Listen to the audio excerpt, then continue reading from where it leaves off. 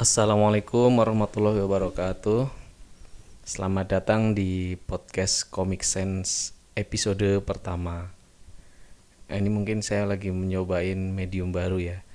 Selama ini kan kalau saya sharing komik itu pasti kalau nggak di seminar, acara sharing offline, kadang nulis juga. Nah ini sekarang ada penemuan teknologi yang namanya podcast. Nah, saya pengen nyobain. Ini akan jadi kanal berbagi saya. Mungkin lebih ke berbagi pengalaman karena selama ini kan apa yang sudah saya lakukan itu sebetulnya saya memetik banyak pelajaran. Tapi ada yang dibagi, ada yang saya simpan buat saya sendiri. Tapi, nah, saya pengen ini ada manfaatnya juga. Jadi melalui podcast ini ya saya pengen sharing beberapa hal. Banyak sebetulnya. Mungkin nanti kedepannya si podcast Comic Sense ini akan diisi nggak selalu hal yang serius sih, pengennya sih yang santai, tapi ada beberapa yang tetap ada faedahnya, ada manfaatnya, sharingan ilmu, mungkin juga pengalaman, atau mungkin bisa jadi tidak menutup kemungkinan juga saya akan ajak teman-teman yang lain juga untuk berbagi di channel podcast ini. Namanya Comic Sense. Comic Sense sebetulnya saya pilih udah lama dari tahun saya kan komik 2011 tuh. Nah, di situ saya udah nyobain sharing juga dari hasil ngomiknya. Milih nama materi sharingnya itu Comic Sense. Pertama kali dirilis dulu waktu 2011 kalau nggak salah di Jogja bareng sama teman-teman Lesian Studio yang diasuh oleh Mato, Alhamra, dan yang lain lah, ada Bayu, ada Alfa. Nah, waktu itu memang saya udah bikin acara sharingan sendiri, dikasih nama Comic Sense. Sense S-E-N-S-E ya, bukan Comic Sans nama huruf ya. Nah, mungkin untuk ini opening sih, jadi mungkin awal-awal biar kita saling kenal dulu aja kali ya. Jadi mungkin akan saya share pengalaman saya waktu sebagai komikus, waktu awal-awal kayak gimana sih mulainya. Nah, mungkin saya share itu dulu. Sebetulnya jarang saya share tentang masa lalu gitu. Nah, ini mungkin kesempatan juga untuk supaya lebih akrab. Jadi nanti kedepannya akan tahu apa yang saya keluarkan itu sesuai hasil dari akumulasi pengalaman saya yang terjadi di masa lalu sampai hari ini. Kalau ngomik sebetulnya itu bukan sekadar hobi ya. Jadi pengaruhnya besar sekali yang dibentuk pada masa kecil saya. Jadi waktu itu saya sebetulnya tumbuh di keluarga seniman. Kedua orang tua saya itu sangat mensupport apa yang saya lakukan karena memang bapak saya komikus juga, tapi komikus ya level level desa lah, level kampung lah. Tapi gambarnya kalau kayak ini komik-komik pendekar zaman dulu, sekarang juga masih ada beberapa komikus senior yang ya gaya gambarnya seperti itu. Itu bapak saya kayak gitu gaya gambarnya. Saya tinggal di sebuah desa di Kabupaten Kebumen. Di sana itu mungkin mau cerita dulu itu di Kebumen tuh situasinya nggak kayak sekarang, jarang banget ada toko buku apalagi komik. Ini komik waktu itu kalau nggak salah waktu saya masih SD itu ada toko buku namanya Varia. Nah, di situ itu menjual, itu sebenarnya toko buku milik perorangan, maksudnya ada orang buka toko buku mungkin karena hobinya juga, ada stationery juga. Nah, di situ, nah ini yang lucu sebetulnya, jadi komik-komik yang ada di situ itu hasil koleksinya si yang punya toko buku. Jadi kalau yang punya toko buku sukanya apa ya itu yang bakal dibeli itu, terus dijual lagi di situ. Dibelinya mungkin nggak tahu nyetoknya dari mana, dari kota mungkin Jogja, mungkin Jakarta, saya nggak tahu. Tapi apa yang dijual di situ sebetulnya adalah apa hasil huntingnya dia sebetulnya. Dan pada saat itu nggak banyak. Komik yang pertama kali saya beli itu Pet Labor, komik Pet Labor nomor 11. Nggak akan pernah saya lupakan karena memang Waktu itu covernya itu udah ada gambar si Ingramnya itu ya, si robotnya lah. Jadi langsung menarik perhatian saya, nomor 11 waktu itu. Saya masih SD, kelas berapa ya, kelas 4 kelas 5 atau apa lebih kecil lagi saya nggak tahu. Sebetulnya waktu itu teman saya juga udah bawa komik ke sekolah SD. Kalau nggak salah Chinmi lah, Kung Fu Boy. Tapi saya nggak tahu kalau ya itu komik seperti itu. Saya nggak tahu ada medium komik yang seperti itu. Kecil bukunya Pet Labor itu saya beli. Eh, Berlanjut ke judul yang lain, saya nggak ingat. Tapi sebelum komik manga, komik Jepang yang saya beli itu sudah ada komik Eropa sebetulnya. Tapi itu kan udah masuk ke ranah informasi saya gara-gara langganan majalah Bobo. Nggak langganan sih, beli majalah Bobo lah waktu masih SD. Jadi udah akrab sama, saya nggak tahu, lupa inget apakah di majalah Bobo itu beneran ada komiknya apa enggak. Tapi kayak komik-komik Europe kayak Donald Bebek itu jauh lebih populer di kampung saya sebelum komik manga. Akhirnya kenapa saya terkesannya ke komik manga yang saya ceritain Part Labor, karena di situ lah cita-cita saya menjadi komikus terbentuk. Jadi sebelumnya waktu baca komik Donald Bebek segala macam belum terlalu ada hasrat lah untuk pengen pengen jadi komikus. Tapi gara-gara manga, memang komik Jepang buat saya itu sangat berpengaruh terhadap pengkaryaan saya sampai hari ini juga gitu. Mungkin kayak storytellingnya sih yang paling paling apa ya, paling powerful, paling berpengaruh, paling impact.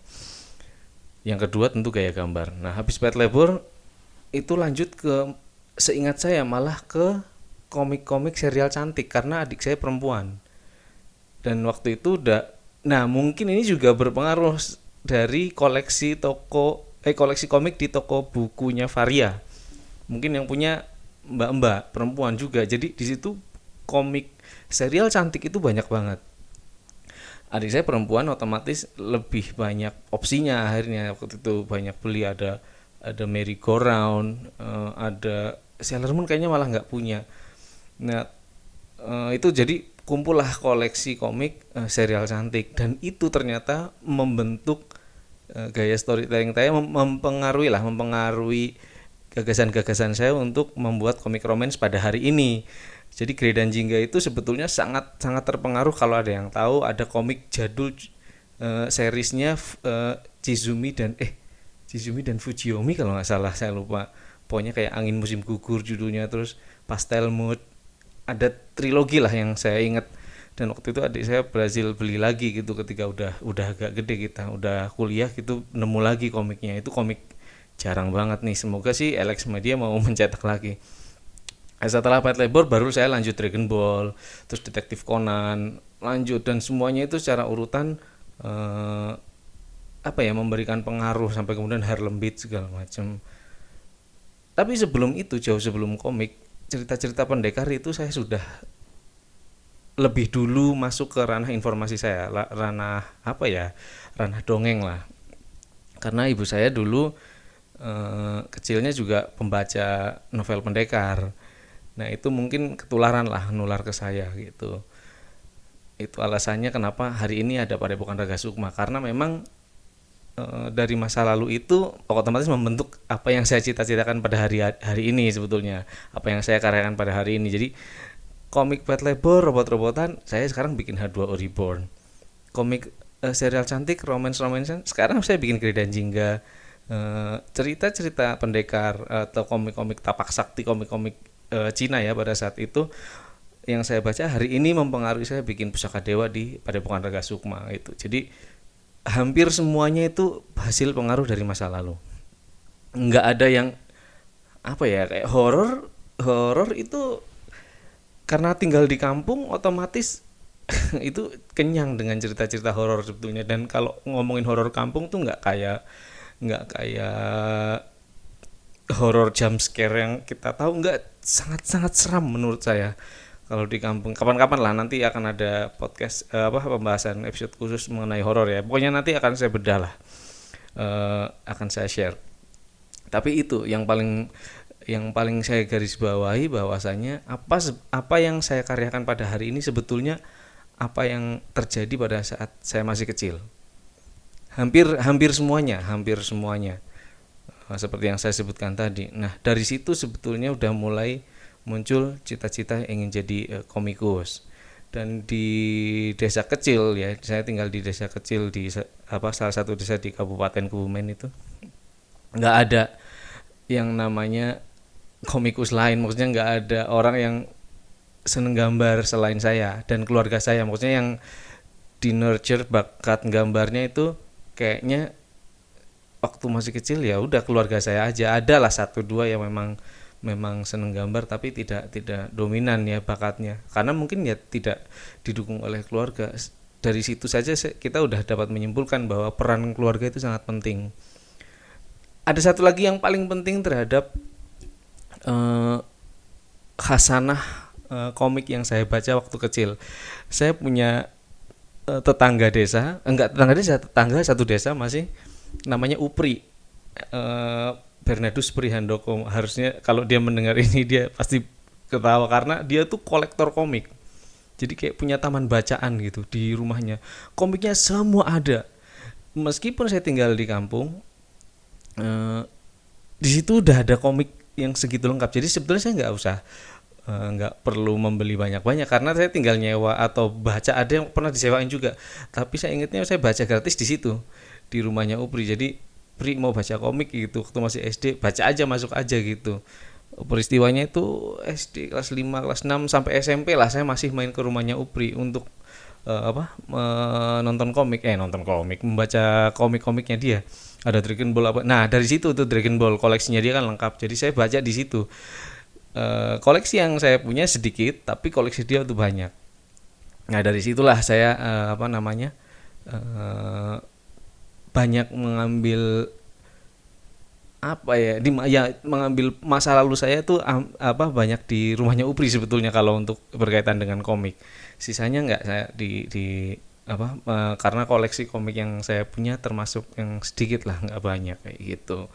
Karena ya itu tadi kondisinya di sebuah kota kecil yang tidak terjamah distribusi komik nasional. Itu terjadi sampai SMP kalau nggak salah. SMP itu tapi saya udah mulai mengenal Conan kan, Conan itu udah mulai. Nah, waktu itu di Kebumen itu ada swalayan ala-ala namanya Rita Pasaraya. Nah, di situ dia dijual tuh Conan. Meskipun kita belinya jadi nggak urutan karena kadang-kadang loncat-loncat lah, karena memang tidak urutan. Orang Conan yang pertama keluarga saya beli itu nomor 17 sama 16. Habis itu baru nomor 3. Coba random seperti itu. Tapi yang paling membekas waktu SMP SMA itu ketika saya berkenalan dengan komiknya Urasawa Naoki yang judulnya Monster. Nah, itu menurut saya itu mengubah mindset tentang storytelling sebetulnya buat saya. Karena selama ini komik yang dipikir-pikir ya, kalau sekarang saya pikir-pikir lagi kayaknya komik sebelum-sebelumnya itu komik-komik shonen lah, sama apa sih kalau buat cewek fujoshi ya, saya nggak tahu nama istilahnya, pokoknya komik-komik buat cewek, serial cantik, sama komik-komik yang anak-anak cowok.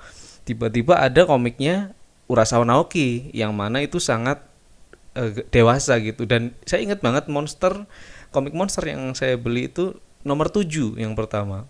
Dan kalau teman-teman yang ngoleksi Monster pasti tahu nomor 7 itu justru nggak ada Dr. Tenma tokoh utamanya, jadi malah nggak ada. Saya beli nomor 7 tapi sudah tertarik, baru kemudian nyari, dulu belum ada Google, maksudnya nyari di mana lah, pokoknya di Rita nyari di mana-mana yang ada toko buku berpotensi menemukan barang itu saya cari tuh, sampai kemudian ketemulah nomor-nomor lain dari serial Monster tadi. Akhirnya itu menurut saya, seingat saya lah, itu satu-satunya judul komik manga yang berhasil keluarga kami koleksi dari nomor 1 sampai nomor terakhir. Saya lupa nomor terakhir nomor berapa, tapi itu lengkap full waktu itu. Hilang-hilang ya karena kepinjem terus nggak dibalikin, tapi intinya pernah full dari situ. Kenapa? Saya sudah jatuh cinta dengan gaya storytellingnya Urasawa Naoki, dan sejak saat itu saya berpikir, oh jangan-jangan emang saya tuh nggak demen bercerita dengan gaya storytelling shonen yang mungkin bukan shonen tapi gaya bercerita yang biasa, yang ringan lah. Saya nggak terlalu suka. Akhirnya memang kayaknya emang Saya demennya yang begini, yang agak-agak berat, ngomongnya banyak, membahasnya dalam, yang kayak gitu-gitu. Hari ini beberapa ya setelah belakangan itu saya berpikir kenapa ya saya bisa jatuh cinta dengan karya-karyanya Urasawa Naoki, storytellingnya terutama. Meskipun yang saya baca cuma Monster, yang saya baca utuh, karena kalau kayak 20th Century Boys nggak saya baca utuh, separoh-separoh, karena di persewaan komik waktu saya kuliah itu nggak terlalu lengkap lah seriesnya. Jadi terus ada manga scan-nya juga, aduh nggak deh, nggak, udah cukup gitu, karena buat saya kalau saya udah nemu klik sama ilmunya, udah dapet hasil belajar dari komik itu, ya sudah, saya nggak baca lagi biasanya. Nah waktu itu dari Monster sebetulnya sudah cukup, saya udah cukup mengetahui gitu dari sisi storytelling.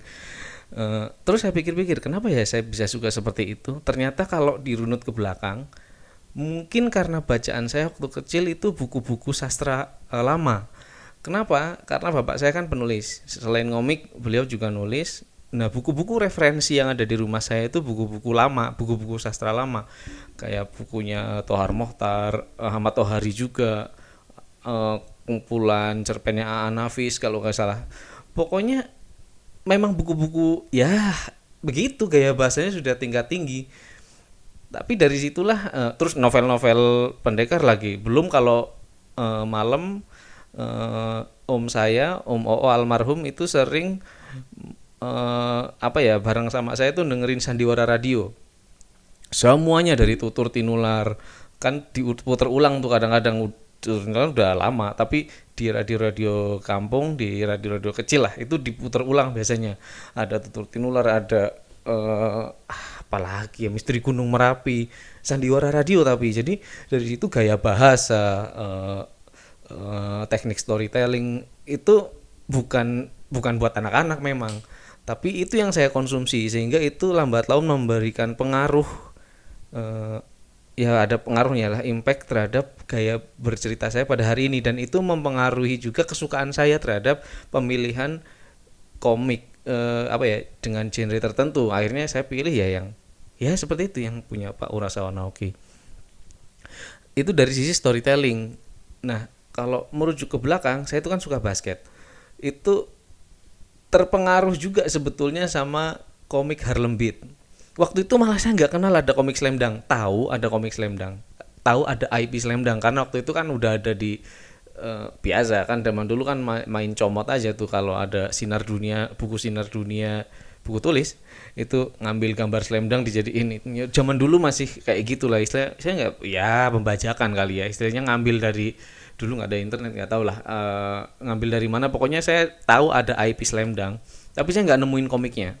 Di Kebumen itu yang saya nemu malah Harlem Beat, Yuriko Nishiyama, cewek itu yang cewek bukan ya, pokoknya yang, harusnya cewek itu, Bu Yuriko itu yang bikin Harlem Beat itu.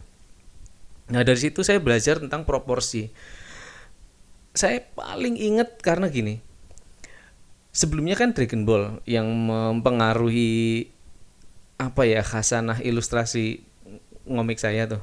Nah Dragon Ball itu kita tahu sendiri, gaya gambar rambutnya tuh blocking, jadi udah ya gambarnya kayak rambutnya Son Goku, Vegeta segala macam, cuma blocking, di kotakin terus di blok kalau hari ini ya ada Pain Bucket. Tapi pas lihat Harlem Beat itu untuk pertama kalinya saya belajar gaya rambut. Oh ternyata gambar rambut tuh bisa perhelai. Wah itu saya stres itu, karena saya nggak bisa, nggak tahu ilmunya, ini gimana ya bisa bikin rambut kayak gini ya, Toru Naruse segala macam, kok bisa ya,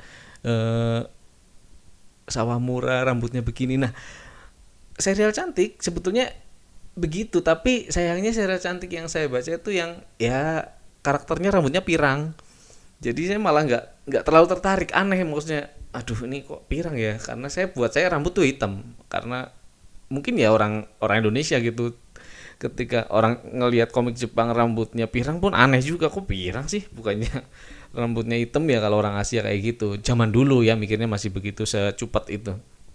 Nah ketika Harlem Beat, wah ini dia nih, ketemu nih komik dengan gaya rambut seperti ini, wah unik lah menurut saya itu. Jadi wah kok bisa ya, itu saya ingat banget, itu salah satu rangkaian stres saya ketika mempelajari sebuah komik gambar ilustrasi terutama, yaitu kayak gitu, bikin rambut yang kayak gitu. Ini kok bisa. Dan pada saat itu saya memang belum mulai ngomik yang beneran serius. Ada lah ngomik niru-niru aja. Jadi bikin komik pendek, terus bikin komik basket. Akhirnya bikin komik basket juga, tapi ya pendek-pendek aja. Dan file saya gambarnya kan di buku tulis tuh. Dan jarang saya gambar di buku tulis sendiri, pasti di buku tulis teman. Misal saya punya sahabat Teguh namanya. Dia yang paling sering menyumbangkan lah bukunya untuk saya gambarin. Ini saya gambari gitu, saya jadikan komik. Beberapa masih dia simpen, ada yang sudah saya scan juga, jadi saya udah sempat nemu artefaknya lah pada saat itu. Nah itu urutannya tuh. Jadi lambat laun saya sudah bisa membuat pemisahan dipijah gitu. Apa yang ingin saya pelajari yang pertama yaitu tadi gaya gambar. Gaya gambar itu saya dapatkan dari komik-komik yang memang menggambar proporsi dengan baik. Saya seneng agak-agak realis sebetulnya. Jadi kalau ngelihat yang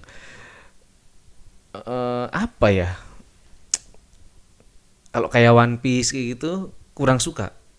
One Piece, ilustrasi ya, ngomongin ilustrasi saya kurang suka.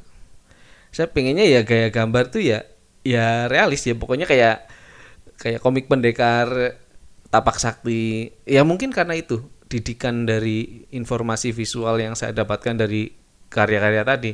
Jadi saya beranggapan yang paling suitable sama sense saya, sama ketertarikan saya adalah gambar-gambar yang realis. Nggak sampai realis banget, tapi ya semi realis lah, mungkin kayak komik-komiknya Harlem Beat, terus punya Urasawa juga. Tapi saya pisah tuh, gaya gambar saya suka yang seperti itu. Tapi kalau storytelling saya sukanya ya udah kayak yang punya Urasawa Naoki, meskipun otak saya belum nyampe sampai hari ini juga yang seperti itu. Nah kalau kayak Conan, nah ini yang agak unik nih. Hari ini itu kalau saya tuh punya lemari-lemari slot genre dari komik yang sudah saya bikin. Itu yang masih kosong itu salah satunya adalah komik detektif. Saya baca Conan dari kecil, tapi sampai hari ini belum bisa bikin komik detektif karena memang itu tingkat tinggi sih. Saya nggak bisa, belum bisa. Saya belum pelajari dan belum ada kemauan untuk ke sana. Semi lah palingan, tapi metode membedah kasus atau mengungkap satu misteri itu pelan-pelan lah. Ini saya belajar, saya masukkan ke salah satu IP horor saya yang Journal of Terror. Tapi ya tentu itu beda dengan metode penggalian misteri punya detektif yang beneran ya. Yang kayak Conan itulah saya nggak bisa, itu unlimited ideas gitu sampai hari ini semua, karena mungkin memang dia udah nemu rumus cara membuat misterinya ya, sehingga mau dibikin 1000 episode juga asal nemu kasusnya, ini tinggal dimasukin tuh, kayak ada mesinnya, kayak ada semacam istilahnya, ada semacam engine-nya lah, ada semacam rumusnya, sehingga bisa bikin diduplikasi sampai beribu-ribu cerita. Nah itu urut-urutannya tuh kalau dipikir-pikir tuh. Jadi dari kecil saya bacaannya begitu, terus saya nemu ketertarikan pada gaya gambar yang seperti apa dan gaya storytelling seperti apa. Tapi itu ya cuma sampai masa SMA lah. Saya SMP SMA saya kayaknya malah nggak nyentuh komik sama sekali karena ada pengalaman pahit. Nah pengalaman pahitnya ini pernah saya ceritakan juga secara singkat di video YouTube-nya Pijaru yang kenang-kenang judulnya. Mungkin bisa search di YouTube di channelnya Pijaru yang kenang-kenang, di situ ketik Sweta Kartika aja ada itu. Saya pernah cerita, dan cerita ini nggak dibuat-buat, asli betulan terjadi. Kan suka ada tuh kalau orang-orang quote unquote sukses, terus biasanya cerita masa lalunya tuh kelam gitu, seolah-olah dibuat-buat. Tapi saya nggak, ini beneran asli. Jadi waktu kecil saya tuh langganan majalah Hopla. Ada tabloid fantasi sampai di kabupaten saya, tapi saya lebih suka Hopla karena Hopla itu memuat komik-komik lokal. pokoknya ada lomba, sering lah itu dia bikin kayak lomba lomba untuk komikus lokal waktu itu, dan saya penasaran juga tuh orang-orang yang pernah ikut lomba itu hari ini di mana ya, apakah karena dulu seringnya pakai nama pena, nama nama Jejepangan lah. Eh, saya jarang jarang kayaknya nemu yang ikut lomba ataupun yang menang itu pakai nama nama lokal. hampir hampir mungkin saya lupa tapi kayaknya jarang, pasti nama Jejepangan tuh waktu itu. Nah, saya suka Hopla, saya pilih Hopla karena waktu itu tiap hari Selasa tuh terbitnya. Aslinya katanya hari Senin kalau yang di Jakarta ya, karena kan saya di kota kecil, mungkin ada ya namanya juga pengirimannya, dropshippingnya lama gitu. Jadi hari Selasa kalau nyampe di kota saya. Tadinya cuma beli-beli aja, lama-lama langganan. Nah, yang saya langganan Hopla. Dan kenapa nggak Fantasi? Karena menurut saya agak kurang nyambung buat saya, karena waktu itu kan Fantasi kalau nggak salah isinya itu kan apa ya, pop culture kan, dari IP-IP yang sedang tayang di TV, maupun di ya anime lah, anime yang lagi tayang. Saya nggak tahu tayangnya di mana waktu itu, soalnya ada kayak Gundam, saya nggak pernah lihat ada Gundam di TV yang tayang di kampung saya, nggak ada. Dan waktu itu zaman-zaman segitu memang masih apa ya, antena UHF itulah, burus lah gambarnya. Jadi kalau di desa saya, nggak tahu kalau di kota Kebumennya, tapi kalau di desa saya itu nggak nyangkut. Nonton Sensei aja aduh stres sendiri gitu karena nggak kelihatan gambarnya. Jadi saya mendingan main di luar. Jadi saya lebih banyak menghabiskan masa kecil saya outdoor.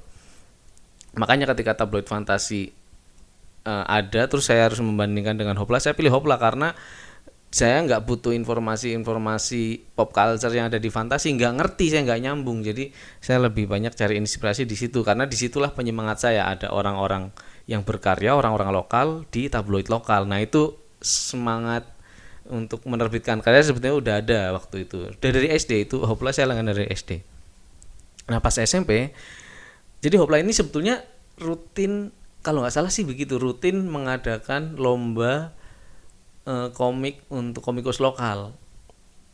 Selama langganan ya cuma lihat ada lomba, terus lihat oh menang, oh ya udah. Lama-lama kepingin ikutan. Waktu SMP itu zaman-zaman saya masih awal-awal main PlayStation tuh. Ada tuh sayembara Hopla waktu itu, temanya itu persahabatan. Nah, saya waktu itu pas masih awal-awal baca Harlem Beat, jadi kepikiran buat bikin komik dengan konten persahabatan tapi basket, bungkusnya. Judulnya Friendship, judul komiknya. Waktu itu ngerjain manual, lupa saya 24 halaman sih harusnya. Apa 24 apa 12? Lupa lah, sekitar segitulah around. Saya bikin tuh manual di kertas HVS, nggak ngerjain di rumah. Dan waktu itu teknik toningnya itu pakai ini loh, tinta Cina dikasih air, jadi kan abu-abu warnanya. Nah, waktu itu kayak gitu teknik shadingnya, teknik toningnya lah ya.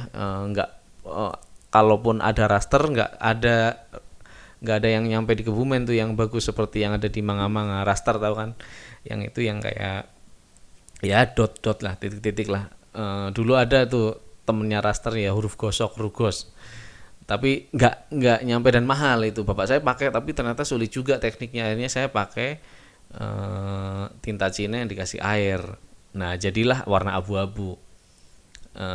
Masih lah, harusnya teman-teman yang mainan tinta Cina ngerti. Nah, waktu itu 24 halaman ya kalau nggak salah, judulnya Friendship, temanya basket. Saya bikin sebelum deadline. Saya ingat banget waktu itu ngumpulin, karena harus dikirim pakai pos, nggak ada scanner kan zaman dulu, di komputer aja saya nggak punya. Jadi belum punya komputer sama sekali, itu masih SMP. Saya punya komputer tuh SMA, komputer yang tabung, monitor tabung. Pokoknya saya nggak punya device apapun elektronik yang mendukung bakat ngomiknya. Jadi nggak ada lah, zaman dulu nggak ada yang begituan. Tahun berapa ya itu, tahun 90-an lah, 98-an lah, pas era-era Krismon. Jadi waktu itu saya bikin, udah selesai, saya dari rumah langsung ke Kebumen, ke kabupaten, nemui teman saya, Mas Jack namanya, Mas Joko. Dia yang punya persewaan PlayStation. Saya minta anterin dia buat ke kantor pos. Ini saya mau ngirim, gimana caranya? Ya udah, dia bantuin beliin amplop, nulis alamat yang bener. terus ke kantor pos, dikirimlah ke redaksi Hopla. Ditunggu tuh berapa lama gitu ya penjuriannya, katakanlah 1 bulan ya. 1 bulan kemudian pas saya lagi pulang sekolah SMP itu, saya baru pindah rumah, ingat banget itu, ibu saya nyambut saya dengan gembira karena nih kamu menang nih, menang juara 1 gitu kan. Saya lihat di pengumuman betul juara 1, juara 1 saya judulnya friendship, juara 2 saya nggak tahu siapa, juara 3 nggak tahu siapa, juara harapan 1, harapan 2, terus juara favorit. Jadi ada 6 pemenang, ada 6 komik. Nah cuman ditayangkannya itu dari belakang, ditayangkan pada saat itu dari belakang, dari juara favorit dulu. Jadi pas hari pengumuman yang ditayangkan tuh juara favorit. Ya ceritanya save the best for the last lah istilahnya lah. Jadi ditayangkan juara favorit. Terus kan saya jadi ngitung. Oh, kalau juara favorit sekarang berarti Selasa depan juara harapan 2. Selasa depannya lagi juara harapan 1. Selasa depannya lagi juara 3. Selasa depannya lagi juara 2. Nah, baru Selasa depannya lagi saya.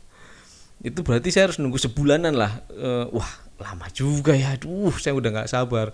Akhirnya tayang tuh, terbit juara harapan 2, terbit lagi juara harapan 1, terbit lagi. Wah saya nungguin sampai pas juara 2 itu minggu depan ini. Wah saya udah nungguin dengan sabar, udah nggak sabar lagi lah. Disiksa 1 bulan menunggu karya saya tayang, kan saya pengen banget lihat karya saya ada di tabloid itu. Nah, Alkisah udah ditunggu, pas Selasa depannya kami tunggu nggak datang. Saya udah pulang dengan senang, mana bu, belum datang kayak gitu. Oh belum datang, oh mungkin Rebo, ya biasanya telat. Tapi waktu itu sedang menghibur diri karena sebetulnya nggak pernah telat. Akhirnya pas Rebo ditungguin, saya pulang sekolah udah lari-lari, nggak ada juga gitu. Kemis ditungguin nggak ada lagi. Terus waduh, apa jangan-jangan si Hoplanya ini, si tabloid Hoplanya ini tertahan di, nggak tahu apakah di Semarang atau di mana. Katanya kan tuh dari Jakarta ke Semarang, Semarang ke Kebumen. Apa kayak gitu, apa jalurnya saya kurang paham. Akhirnya bapak saya tuh nelpon. Saya masih ingat banget tuh nelponnya ke ini. Dulu yang punya telepon di kampung saya itu cuma 1 orang, Pak Lurah, Pak Manten. Waktu itu masih lurah deh kayaknya. Masih jadi lurah kalau nggak salah, Pak Manten Sutio. Jadi datang sana, bapak saya yang minjem teleponnya, nelpon redaksi Hoplanya. Di telepon betulan saya ada di situ nungguin. Terus dijawab sana, Hopla udah tutup kayak gitu. Tutupnya baru minggu lalu. Jadi pada saat komik saya mau ditayangkan, Hoplanya tutup. Jadi kayak waduh, ini takdir apa ini ya gitu. Saya sedih banget waktu itu karena ya itu nggak ditayangkan karyanya. Jadi dan aneh banget penyebabnya, nggak nanggung mending apa gitu penyebabnya, ini tutup, hilang sama sekali. Jadi sudah tidak ada satupun kesempatan untuk komik saya ditayangkan. Bahkan artefaknya ya tidak ada tuh, orang udah dikirimkan, saya tidak punya scanner waktu itu. Jadi sudah hilang saja sudah. Cuman kemudian orang Hoplanya tuh baik hati dengan cara mengirimkan hadiahnya. Waktu itu angkanya tuh 350.000 rupiah. Berapa ya kalau sekarang di konversi ya ke yang sekarang kursnya. Pokoknya waktu itu kan zaman Krismon. Jadi 350.000 itu lumayan lah. Ya mungkin 3,5 kali ya hari ini. Pokoknya tapi itu saya nggak dikirimi sampai uangnya, tapi saya nggak terima uangnya. Saya buat ibu aja gitu. Karena saya emang nggak butuh uangnya, saya butuh komik saya ditayangkan waktu itu. Beneran nggak ada, itu saya patah hati.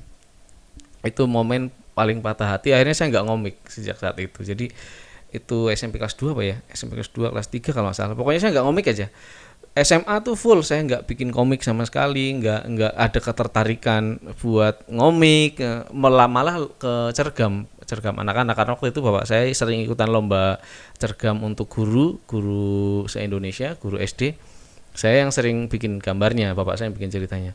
Tapi ya sudah, tidak ada tuh kepikiran ngomik itu. Selama 3 tahun sampai masuk kuliah baru mulai ketemu Toto Hendranto yang bikin Prajurit Dewa, ketemu Bima Nurin di Wanara Studio juga. Jadi ketemu orang-orang yang punya ketertarikan yang sama, karena saya kan kuliah di desain komunikasi visual ITB angkatan 2004. Waktu itu kan banyak lah yang, kalau dulu ibaratnya selama saya SD sampai SMA itu yang bisa gambar saya doang. Saya ketemu di sebuah ruangan 250 orang yang bisa gambar semua. Dan hampir separohnya mungkin punya ketertarikan di bidang yang sama, dan hobi yang sama ya. Jadi kayak seneng komik juga, seneng seneng baca komik minimal. Jadi itu apa ya, boleh dibilang lini masa emas buat saya, karena di situ saya langsung di nurture dengan baik, keinginan saya segala macam. Nah itu tuh baru kenalan sama Toto sama yang lain lah. Nah itu baru mulai semangat ngomik lagi. Jadi selama 3 tahun tuh nggak ngomik sama sekali gitu. Dan selama kuliah 4 tahun barulah saya banyak belajar di situ, banyak belajar ngomik dari baik dari sesama teman.